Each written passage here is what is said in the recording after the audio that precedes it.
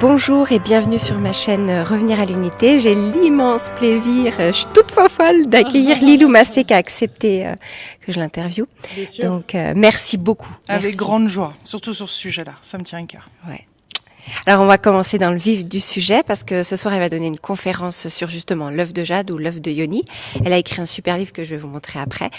Donc la première question, c'est pour les personnes, s'il reste encore des personnes qui ne te connaissent pas, de te présenter un peu ton parcours et puis surtout comment tu as découvert l'œuf de jade. Ouais, je suis franco-américaine, j'ai 41 ans, je suis auteure de 12 livres et le dernier, un des tout derniers, donc c'est l'œuf de Yoni aux éditions Le Duc.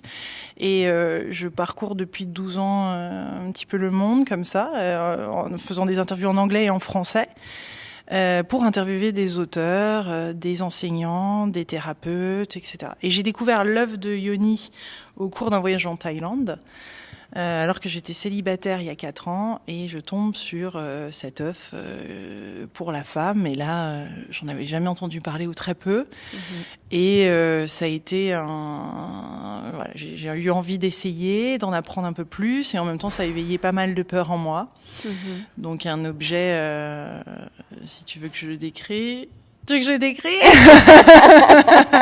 C'est un œuf de 3 tailles différentes et qui s'insère dans notre vagin pour tonifier notre périnée, entre autres, et faire tout un travail sur notre féminin, donc de libérer aussi certaines mémoires, certains traumatismes. Peut-être que on n'a pas toujours dit un grand oui. Enfin, on n'a peut-être pas toujours écouté en fait ce que notre yoni, c'est-à-dire aussi bien la yoni, c'est aussi bien la partie extérieure que intérieure de notre sexe. Donc, on n'a pas forcément toujours écouté cette partie-là, et qui, pour la femme, il y a beaucoup de sagesse dans cet endroit-là, et en même temps, ça a stocké des mémoires. Donc, il y a tout un travail avec l'œuf.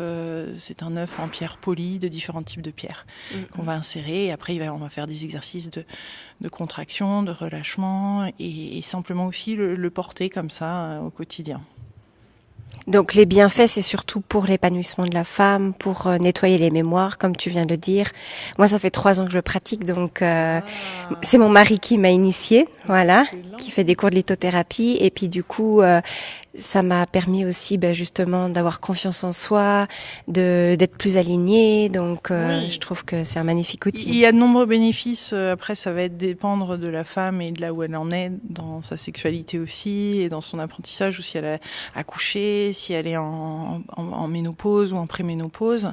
Donc il y a des bénéfices à différents âges, aussi bien pour une jeune femme qui va découvrir son corps que pour une femme qui veut avoir des enfants plus tard pour se préparer justement à l'accouchement, que en prévention également, que d'apprendre sur son corps, que de mieux comprendre, d'être plus tonique à ce niveau-là, et surtout d'être plus sensible, d'avoir développé une sensibilité, donc d'avoir des plus grands orgasmes, et de pouvoir réellement j'ai envie de dire jouir d'elle-même, jouir de la vie avant tout, quoi. Parce que c'est ça qui compte, c'est plus la femme va se sentir épanouie, libérée, bien dans notre peau, en apprenant à nous aimer, en apprenant à libérer cette sagesse intérieure et cette beauté, on va rayonner. Et puis on a plein de grandes belles choses à faire là en ce moment. C'est un grand pas pour la femme. Donc on est en train de trouver notre contact de notre vraie puissance.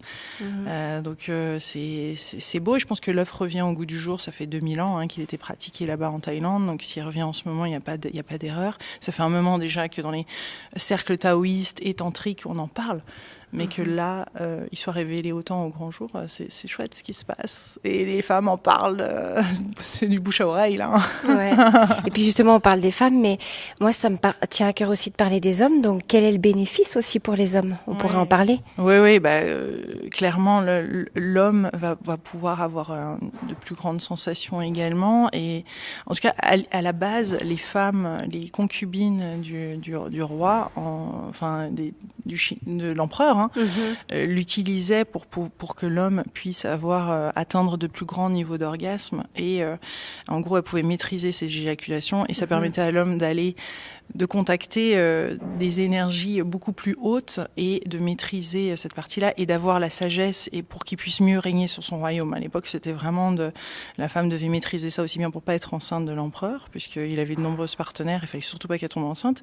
Donc ces femmes-là savaient exactement et pouvaient mieux maîtriser. donc c'est un plus grand plaisir pour l'homme, clairement. Encore plus en vieillissant, où le vagin va peut-être un petit peu, enfin le périnée va un petit peu se relâcher ou autre, ou après l'accouchement, etc., où il va y avoir moins de sensations. L'homme aime sentir, c'est vrai, le sexe de la femme quand même l'entourer. Et puis, c'est pas que ça, c'est qu'au niveau de la pénétration aussi, il y a des points de réflexologie dans le vagin qui correspondent à des organes. Donc en fait, c'est pareil sur le pénis de l'homme. C'est-à-dire que plus il va être en profondeur au niveau du col de l'utérus, ça correspond au poumon, au cœur.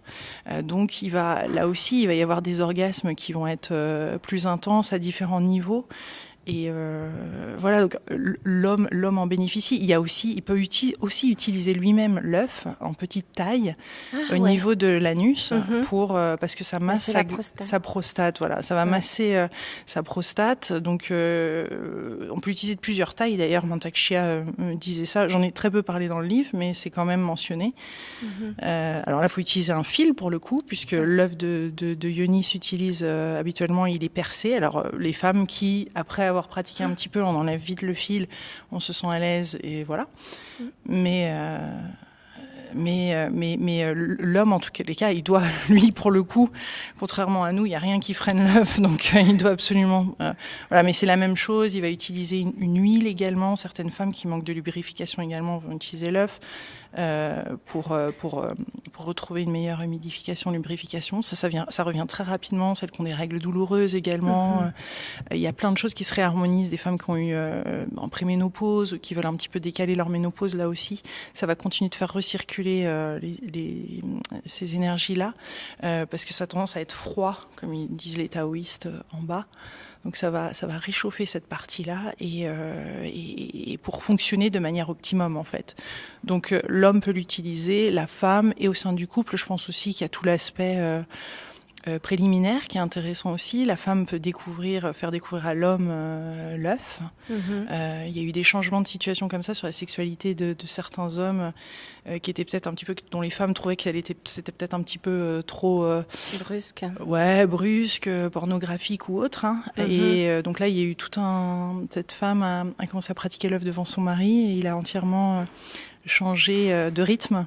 Et avec beaucoup plus de douceur et de souplesse de pluie. Donc ça c'est hallucinant. Les témoignages que je peux recevoir, en tout cas, sont très encourageants à plein de stades. Tant aussi, il y a des femmes qui découvrent des fibromes dans leur corps, puisque dans le coup, l'œuf est là et permet aussi de détecter certaines choses qui ne vont pas en amont, avant qu'il y ait des vrais problèmes. Donc un outil intéressant qui n'est pas une fin en soi.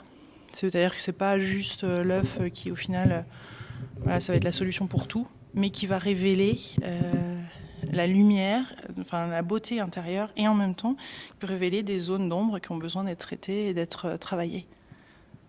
Oui, ça, je pense que c'est pas à négliger aussi, le fait qu'il y ait des mémoires de lignée familiale qui peut justement être des moments où il y a des émotions qui remontent, et puis c'est l'occasion d'accueillir ça, prendre le temps aussi. Et puis du coup, je voulais aussi profiter, quand tu parles d'orgasme, on connaît très bien l'orgasme clitoridien, vaginal, mais très peu l'orgasme justement du cerveau dont tu parles dans ton livre. Est-ce que tu pourrais en parler un petit peu? Alors, je connais moins cet orgasme-là, je l'ai connu plus par le docteur Joe Dispenza plutôt que simplement dans la pratique elle-même. Donc c'est quelque chose que je découvre aussi. Mantak Chia pourrait beaucoup mieux en parler. En tout cas, quand les centres, on a des chakras, on a des centres énergétiques, et quand l'énergie circule bien et remonte le long de la colonne, à un moment, ça vient jusqu'au cerveau. Et en effet, dans le coup, ça devient presque électrique et on se sent connecté vraiment au cosmos. Et c'est là où c'est intéressant. La glande pinéale aussi est activée, on a des visions. Et après, c'est là où eux redistribuent dans leur corps ces différentes énergies dans différents organes. Donc, j'ai pu l'expérimenter au travers de méditation, où c'est vraiment, on part presque en convulsion. Enfin, en tout cas, c'est très intense. Donc, c'est magnifique. Et voilà, après, chacun, je veux dire, au-delà de tous ces types d'orgasmes, c'est vraiment de se sentir s'exprimer de plus en plus, donner une voix à sa yoni, se sentir son corps, essayer de nouvelles choses, se sentir bien. Et ça, je pense que c'est un épanouissement d'une vie. Donc, c'est beau. Ouais, c'est beau, c'est magnifique, ça fait du bien. En tout cas, pour moi, ça a été très positif de me sentir réalignée et puis d'oser être dans cette féminité et puis de sentir cette puissance sacrée. Quand je vois que tu es enceinte, et c'est des moments magiques. Moi, mes enfants aussi, cette connexion à ces grossesses m'ont énormément aidée, beaucoup. Vraiment, dans ma féminité, je remercie d'avoir, voilà. On va continuer juste une dernière question aussi qui est importante, c'est, quelles peuvent être les contraintes en lien avec l'œuf de jade? Est-ce qu'il y en a?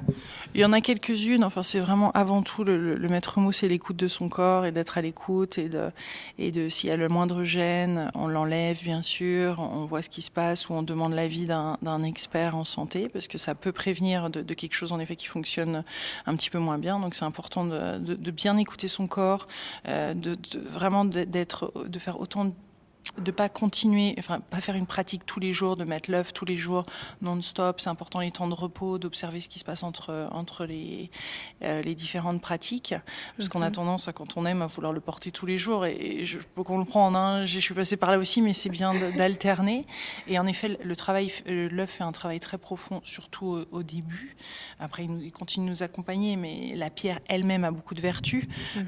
Mais les contre-indications, c'est plus pas pendant les règles, en période de grossesse, sauf une femme qui l'a déjà pratiqué pendant 1 an ou plus peut l'utiliser pendant sa grossesse, mais pas les 4 premiers mois, mais après, pour se préparer pour l'accouchement. Mais là, une fois de plus, c'est vraiment l'écoute du corps. Chaque femme, je sais que j'y suis pas encore, c'est quelque chose que je souhaite faire, mais plus sur la fin de ma grossesse.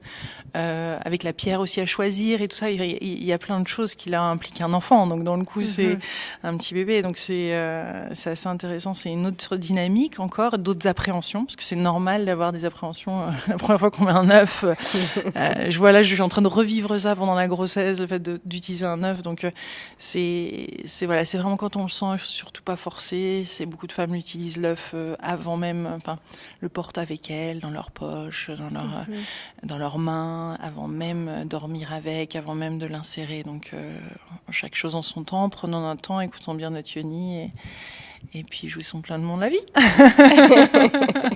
Merci beaucoup. Toi, dans les mois qui suivent au niveau professionnel, quels sont tes projets? Là, il y a déjà le défi des 100 jours pour trouver sa mission de vie qui vient de sortir.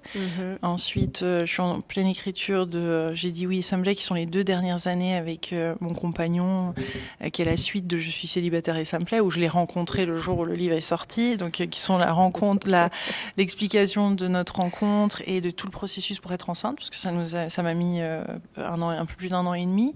Donc, où j'essaye plein de techniques différentes, etc. L'œuf de yoni, entre autres, en fait partie. Et après, il y a Je suis enceinte et ça me plaît. Wow. Donc, je suis en train d'écrire sur les 9 mois de grossesse. Et donc, il y a plein de belles choses. Voilà. Mais avant tout, un accouchement qui va se passer à domicile en avril, sur Bordeaux où on habite. Et voilà, en attendant, là, je m'envole pour l'île de la Réunion pour tout juste aller au borderline des 7 mois où on peut prendre l'avion.